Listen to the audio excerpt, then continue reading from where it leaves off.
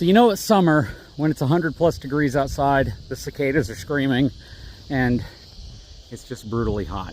That said, this right here is a brutally hot trailer. This thing is really cool. If you didn't watch the videos on it, this is my new 2025 Texas Pride trailer. This is a 30,000 pound built, 25,000 pound rated gooseneck deck over trailer, pierced frame. That essentially means you can actually see the frame through the actual lumber, and the reason they do that is to lower the deck lumber a little bit, so you have a little bit of a lower deck height to it. Makes it easier to load, makes it more stable, lowers your center of gravity, gives you a bunch of perks.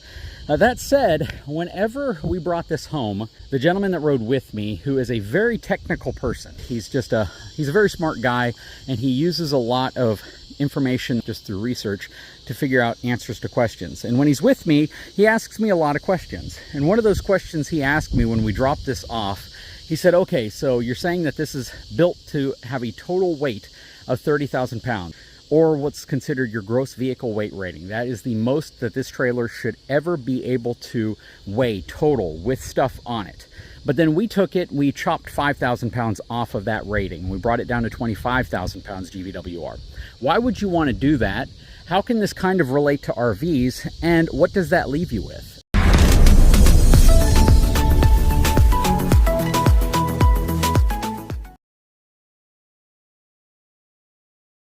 So this trailer weighs roughly 10,000 pounds dry, a little over 9,000 by the time, actually about 9,600 dry. By the time we're done with it and we add a few things to it, it's going to be around 10,000 pounds. So if it were a 30,000 pound GVWR, that would leave us 20,000 pounds worth of cargo carrying capacity on this trailer. So 20,000 plus the 10,000 gives you 30,000. Same with RVs. If the RV is rated to 20,000 pounds and it has a carrying capacity of, let's make it easy math, 5,000 pounds, that means the trailer itself weighs 15,000 pounds. So it's kind of the reverse of a trailer like this. This one's empty, looking to carry something. That one's full, telling you what's left after it's full. That makes sense. So when you look at this trailer and you see that we have it derated to 25,000 pounds, well, what's the difference between 25,000 and 10,000? 15,000 pounds. So arguably the actual cargo carrying capacity from a legal rated sticker perspective is 15,000 pounds. Now, some people would say, why on earth would you do that? And I made this point in the initial video.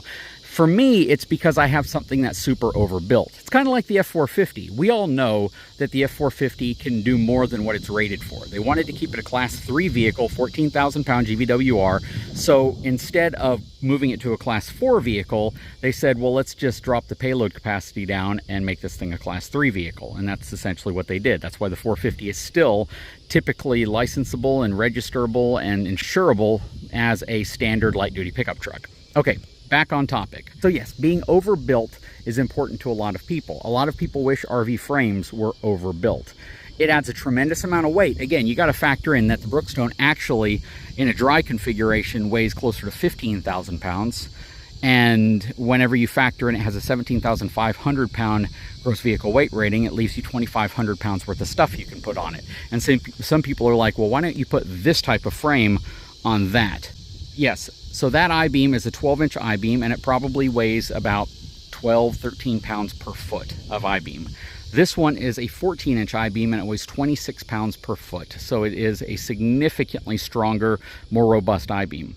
But again, we're talking about a trailer that without anything on it weighs more than half of what that trailer weighs fully loaded, and significantly more dry. So again, these trailers are designed for a whole different purpose, and that heavy steel also contributes to the fact that in its current configuration with nothing on it, it transfers 2,600 pounds worth of tongue weight to the back of the truck. So imagine loading this thing up. Anyways, he asked me a question, and I thought it was a really interesting question, and he actually said, you know what, you should make a video on that. So he asked me, what could you haul with this trailer? And then he says, could you haul a tank? And I think, from the, the looks of it with the tandem dually, rear axles and the big frame, and, you would think that something like this could possibly haul a tank. Well, let's quickly do the math on it. So this trailer, again, the way it's built is up to a 30,000 pound gross vehicle weight rating, but it's labeled as a 25,000 pound gross vehicle weight rating. But let's say we labeled it as a 30,000 pound gross vehicle weight rating. So that means it would be 15 tons when it's fully loaded. A main battle tank, I told him, weighs over 60 tons. And some of them weigh upwards of 70 tons. And some of the lighter ones in some other countries weigh as little as 45 tons.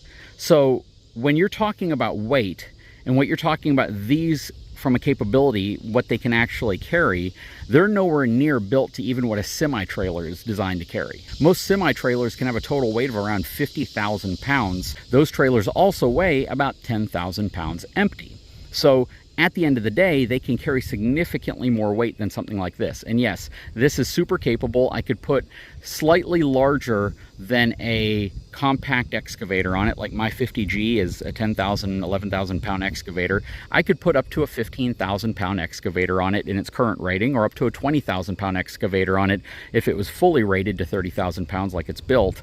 But those are still relatively small excavators. Those aren't even into the size that you see a lot of construction companies use. Those are 25, 30, 40, 50, 60, 100 ton excavators, and this wouldn't come anywhere near the capability that you would need to be able to tow one of those. So yeah, he was like, why don't you make a video on that? A lot of people think, man, that thing is awesome, you can carry anything. No, the fact is you can carry what it's rated to carry. When you try to go above and beyond that, that's where things start to go really, really ugly. So for me, rating this at 30,000 pounds and loading 20,000 pounds onto the back of it means that I'm pressing this trailer for every bit of build it was designed for. And I don't like that. I don't like skirting the edge. I don't like living right on that edge of potentially saying I'm overloading something. So in the case of this one, we rated it to 25,000 pounds. Even with my excavator, my tractor, and the mowers on here, it shouldn't weigh more than 25,000 pounds. And because of that, you know, I'll have close to 15,000 pounds worth of stuff on it, and I'll still be really, really good from a margins perspective to know that I'm not going over what this was built to handle. I'm skirting the edge of what it was rated to handle, but not what it's built to handle. So I hope that makes sense. Anyways, this also holds true with things like RVs. You have to understand that, yes, they could make an RV frame significantly heavier. It would be much more difficult to tow by most vehicles. You would have to have specialty medium duty vehicles with upwards of 6,000, 7,000 pounds worth of towing capacity from any of them. The trailers that are super heavy like that, like Luxes and some DRVs that have like 4,500, 5,000 pounds worth of tongue weight or pin weight, won't be towable by most dually pickup trucks. Even if you have 5,500 pounds of cargo capacity, your hitch and the people inside of it would eat that up in a second, and just it wouldn't be a good experience.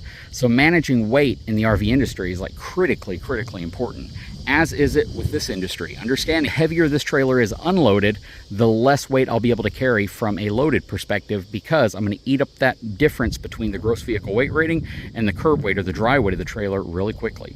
Anyways, I hope this video made sense. A lot of folks ask about this topic. I get a lot of emails from folks asking me about gross vehicle weight ratings of RVs and different trailers, what truck they should get. Just keep in mind that trailers are designed to be relatively light, so they're towable by most vehicles. So if you opt for a super fancy huge toy hauler, the frame, the structure, and all of that was again designed with weight in mind, so they could sell it to someone who has a dually. So just when you think of design, when you think of being overbuilt, there aren't many RVs that are overbuilt. Just let that resonate in your head. There aren't very many RVs that are overbuilt, and the ones that are generally carry really high price tags, and they're made by specialty manufacturers. Anyways, guys, I hope you enjoyed the video. If you haven't had a chance, please take a moment, subscribe to the channel, give me a thumbs up. We'll talk to you again real soon.